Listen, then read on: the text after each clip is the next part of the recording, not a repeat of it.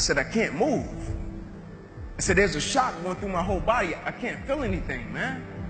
I still remember the day I was in the film room watching film, and I was watching the California Bears, and my defensive backs coach, Larry Slade, came in the room. He said, Inky Johnson, I got some good news for you. And I dropped the clicker, and I said, Coach, what is it? He said, son, you're a projected top 30 draft pick. He said, all you have to do is play these next 10 football games. You're an automatic multimillionaire. I ran out of the room. I got on the phone. I called my mother and my grandmother. I said, listen. I said, after this season, our lives are about to change forever. And little did I know our lives were really about to change. First game we come out, play against California Bears. I get an interception. We shut them down. We get the victory. Second game, we're playing against Air Force. It gets late in the game, found ourselves in a dogfight. Now I approach the tackle like I approach any other tackle. And the way I'm approaching it, either I'm going to knock you out or you're going to knock me out. I'm 165 pounds. I can't play with anybody. But at the point of contact, when I hit this guy, something different happened that had never happened to me before in my life.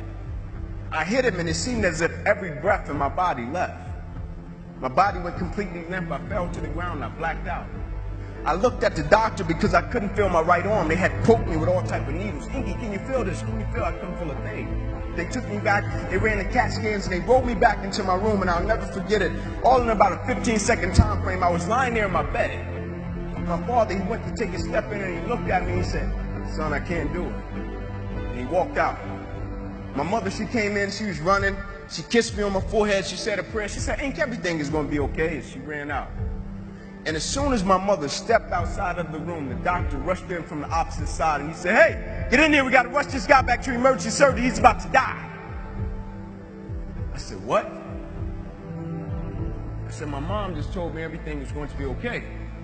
He said, son, what happened? You have busted up subclavian artery in your chest. You're bleeding internally. Have to rush you back and take the main vein out of your left leg and plug it into your chest in order to save your life. And when I woke up from recovery, the same doctor was standing over me. He said, Inky, I have some good news and some bad news for you. I said, you got some bad news for me? After telling him I was about to die, I'm still alive. How bad can it get? I'm still here. He said, the good news is, son, we saved your life. I said, thank you, sir. He said, the bad news is you have nerve damage in your right shoulder. You probably can never play the game of football again in your life. I said, Doc, no disrespect, man, but I'm 8 games away. I've been working for this ever since I was 7 years old, Doc. There's no way. God, not now, God. Like, let me make it to the NFL so I can help my family first. Like, after we miss meals. I said, there's no way. I never cheated. I never cheated myself. I gave everything I had to it, and I respected it. I never cheated. There's no way that my career could be over. I said, send me up to the Mayo Clinic. And after several visits, I'll never forget, this is when reality set in. It was me, my mother, my father in the room, and the doctors came in. They said, Inky Johnson, here's the deal. They said, son, we hate to tell you, but your arm, it would never be the same again. Your hand, it would never be the same again. Son, you can never play the game of football again. They said, son, here are your surgery options. We could take a muscle out of the back of your left leg, plug it into your right arm, but there's a possibility that you'll be left with the weak left leg and the weak right arm the rest of your life. Or we can take a nerve out of your left arm, reroute it up to your chest, down into your right arm, but there's a possibility that you'll be left with 2 weak arms the rest of your life. Or we can take a nerve out of your left rib, reroute it up to your chest, down into your right arm, but there's a possibility that you'll be left with a breathing problem and a weak right arm the rest of your life. By the way, tell us what you want to do in the morning. And the next morning I walked into the doctor's office. They said, son, what option did you choose? I said, no disrespect to you, doc. I'm not choosing an option. My situation is out of your hands. I said, no disrespect to you, doc. Cut me where you got to cut me. I said, I know I will come out of this situation okay. As I stand right here on this stage before you today, they cut me 6 times down my left thigh.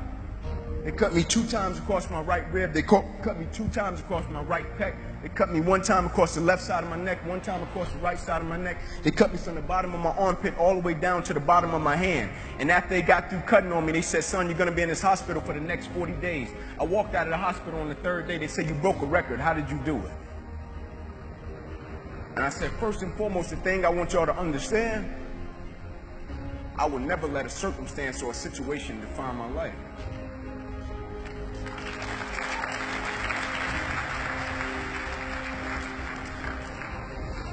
But most importantly, you know what I had invested? I had sweat equity. I had been working my whole life. And what I didn't understand, by being determined to chase something, by being committed to it, and what commitment is staying true to what you said you were going to do long after the mood that you have set it in has left. You see, people think commitment is saying, yes, I'll do it on the days when it feels good. But I had been committed to everything that I ever started in my life, and I never stopped and I never quit it. And so by being committed to everything that I started, I finished it. It built a certain type of spirit. It built a certain type of mentality. It built a certain type of individual. And so now I couldn't quit even if I wanted to. I couldn't lay in the bed even if I wanted to. I couldn't stop even if I wanted to. I had too much sweat equity in my life and everything that I was doing. I understood the process is more important than the product. It wasn't about the outcome for me. Whether I made it to the NFL or not, that was inconsequential in God's plan for my life. But I was going to fall in love with that process because I understood by falling in love with that process, it was going to turn me into a machine.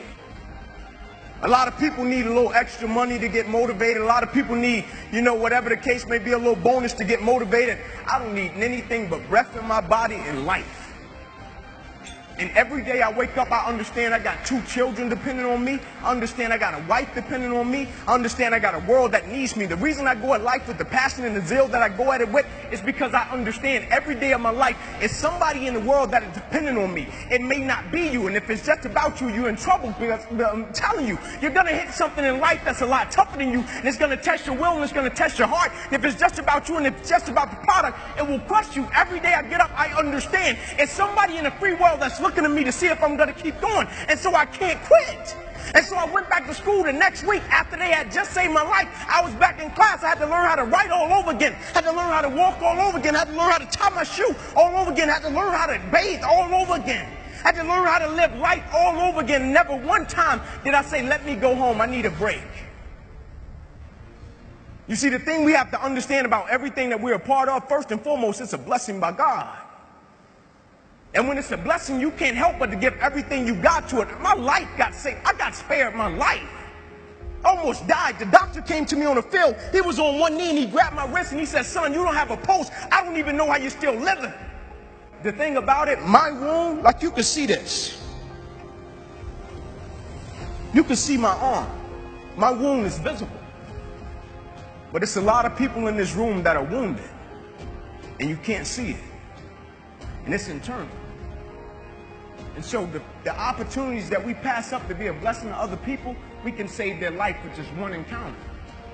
In my last doctor visit, they came to me and they said, sorry, Inky Johnson, you will never be able to use this arm and hand again in your life. I said, no disrespect to you, doc, but I will use this arm and this hand every day for the rest of my life by the way that I live my life. Every day I'm going to impact someone's life. Every day I'm going to empower someone. Every day I'm going to inspire someone. Every day I'm going to encourage someone.